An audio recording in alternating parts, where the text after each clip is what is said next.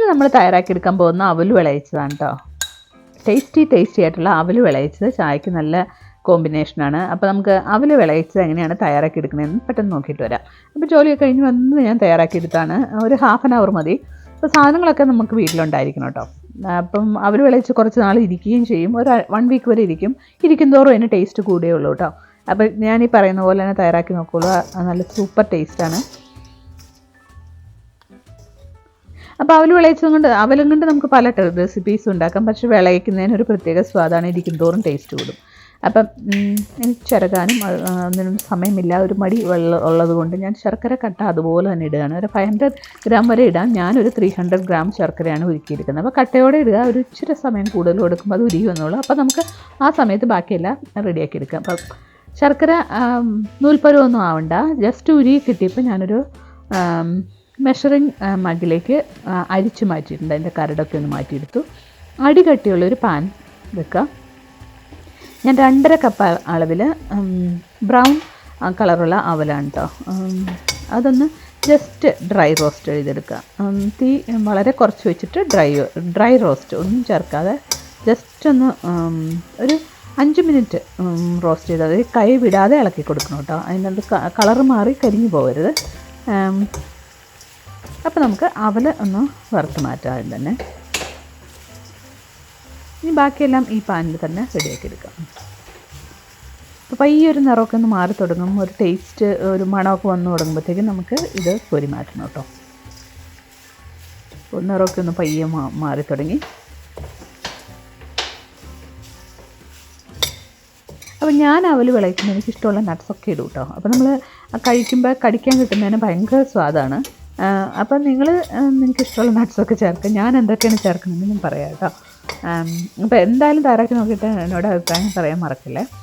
അപ്പോൾ നോക്കൂ, എൻ്റെ അവൽ 5 മിനിറ്റ് കഴിഞ്ഞു. പയ്യെ കളറൊക്കെ മാറി തുടങ്ങി. നല്ല മണം വരുന്നുണ്ട് അവലിൻ്റെ. അപ്പോൾ നമുക്ക് ആ വറന്ന് വരുന്നതിൻ്റെ ഒരു മണം കിട്ടും. ഒരുപാട് അധികം വറുക്കരുത് കേട്ടോ.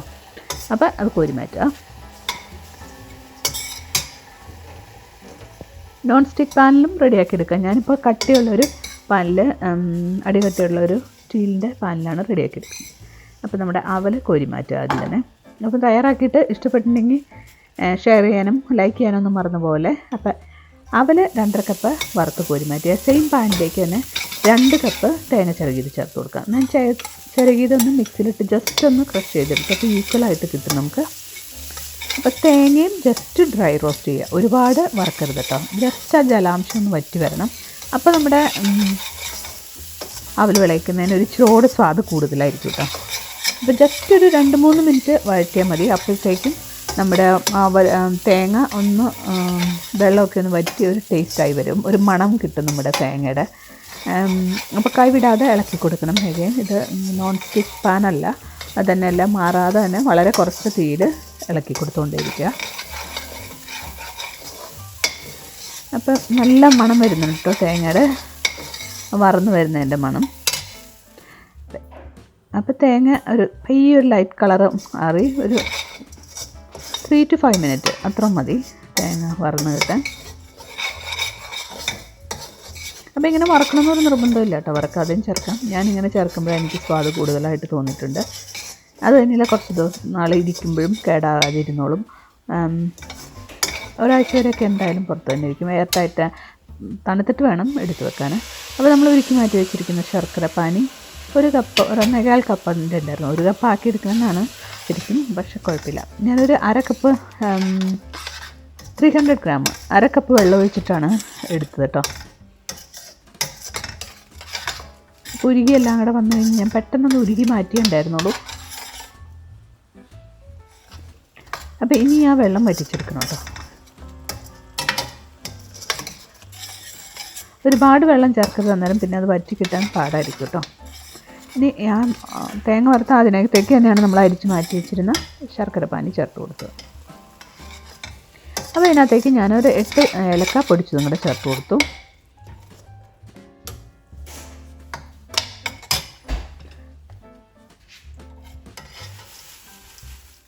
ഞാൻ ശർക്കര പാനി 250 ml അളവിലെ കപ്പിലാണ് ചേർത്ത് കൊടുത്തത്. അത് 200 ml ആക്കി ഉരുക്കിയെടുത്ത് കേട്ടോ. അളവ് പറഞ്ഞത് മിസ്റ്റേക്ക് വന്ന് തോന്നുന്നു.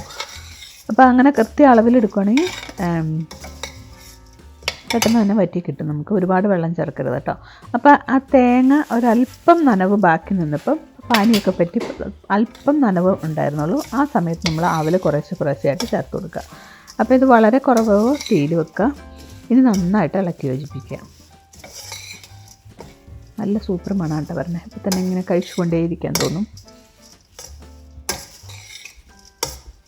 എൻ്റെ അവൽ വിളയിച്ചത് ഞാൻ ഒരാഴ്ചത്തേക്ക് വേണ്ടി ഉണ്ടാക്കിയതായിരുന്നു, പക്ഷേ അത് പെട്ടെന്ന് തീർന്നു പോയി. അപ്പോൾ നിങ്ങളും റെഡിയാക്കിയിട്ട് നോക്കും, അത്രയും ടേസ്റ്റാണ്. അപ്പം ബാക്കി എല്ലാ അവലും കൂടെ കുറേശ്ശെ ഓരോ സ്റ്റെപ്പായിട്ട് ഇടുമ്പോൾ നന്നായിട്ട് എല്ലായിടത്തേക്ക് ഇടും, കൂടി കിട്ടും. നമ്മുടെ ശർക്കരപ്പാനിയും തേങ്ങയും എല്ലാം കൂടെ നന്നായിട്ട് മിക്സായി കിട്ടും, ഒരുമിച്ചിടാതെ. അപ്പോൾ ആ പാനിന് ചെറിയ ചൂടുണ്ട് കേട്ടോ. അപ്പം ഒരുപാട് തീയിൽ വെച്ചിട്ടില്ല ഞാനിപ്പം. വേണമെങ്കിൽ നിങ്ങൾക്ക് തീ ഓഫ് ചെയ്തിട്ട് ഇങ്ങനെ ഇളക്കി യോജിപ്പിക്കാം.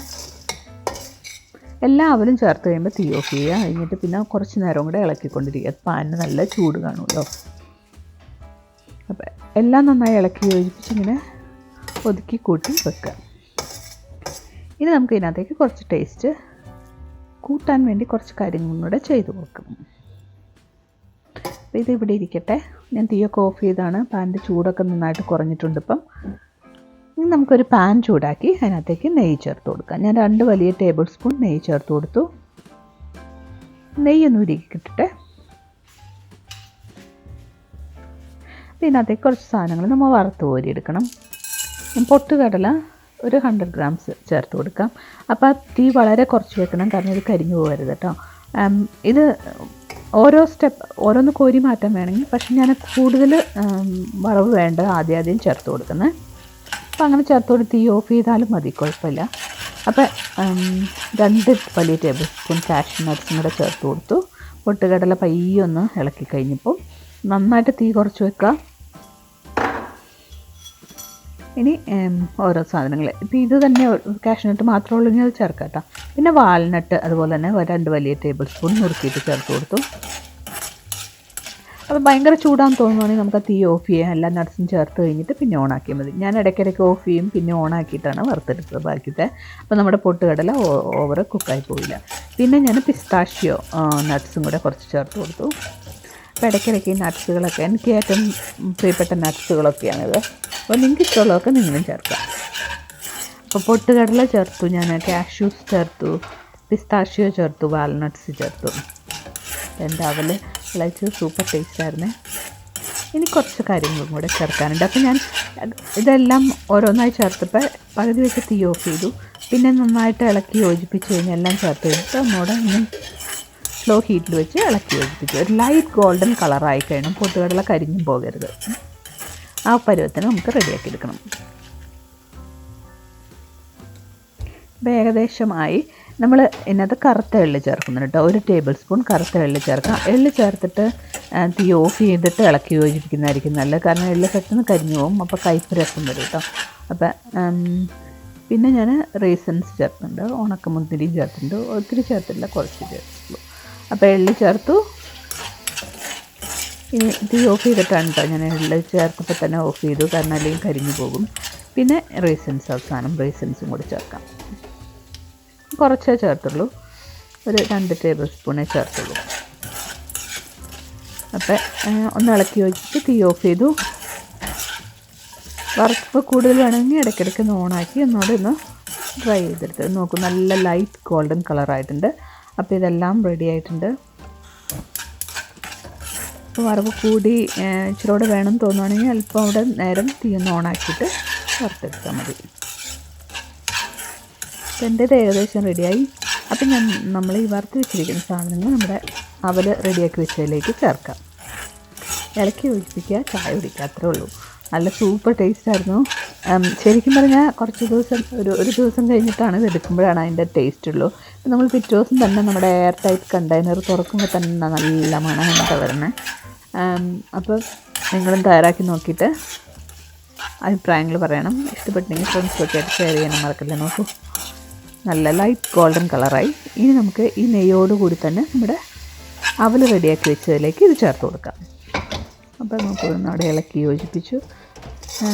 നമ്മുടെ വറുത്തെടുത്ത നട്ട്സുകളും റൈസിൻസും എല്ലാം കൂടെയുള്ള മിക്സ് ഇതിനകത്തേക്ക് ചേർത്ത് കൊടുക്കാം. എന്നിട്ട് ഇളക്കി യോജിപ്പിക്കുക. ബാക്കിയുള്ള നെയ്യ് അതിനകത്ത് കുറച്ചുള്ള എല്ലാം കൂടി ചേർക്കുക. അതാണ് നമുക്ക് ടേസ്റ്റ് കൂടുതൽ കൊടുക്കുന്നത്. നെയ്യൊന്നും ചേർക്കണമെന്നില്ല, ഹെൽത്തി ഓപ്ഷനാണെങ്കിൽ. പക്ഷേ വല്ലപ്പോഴൊക്കെ നമുക്ക് ഇങ്ങനെയും റെഡിയാക്കി നോക്കണമല്ലോ. അപ്പോൾ ഇനി ഇതെല്ലാം കൂടെ നന്നായിട്ട് മിക്സ് ചെയ്ത് എന്നിട്ട് തട്ടിപ്പൊത്തി വെക്കുക.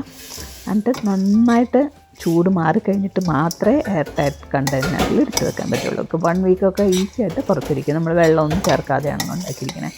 അപ്പോൾ നമ്മൾ കോരുമ്പോൾ വെള്ളത്തിൻ്റെ അംശം ഉണ്ടാവാതിരുന്നാൽ മതി.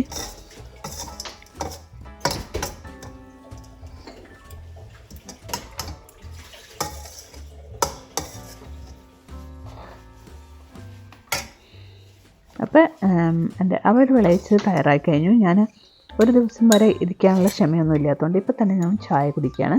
അപ്പം നിങ്ങൾ തയ്യാറാക്കി നോക്കിയിട്ട് അഭിപ്രായങ്ങൾ പറയാൻ മറക്കല്ലേ. Thank you for watching JNB vlogs. ഞാൻ പുതിയൊരു ഡിഷുമായിട്ട് ഉടനടി വരുന്നതായിരിക്കും. ബൈ.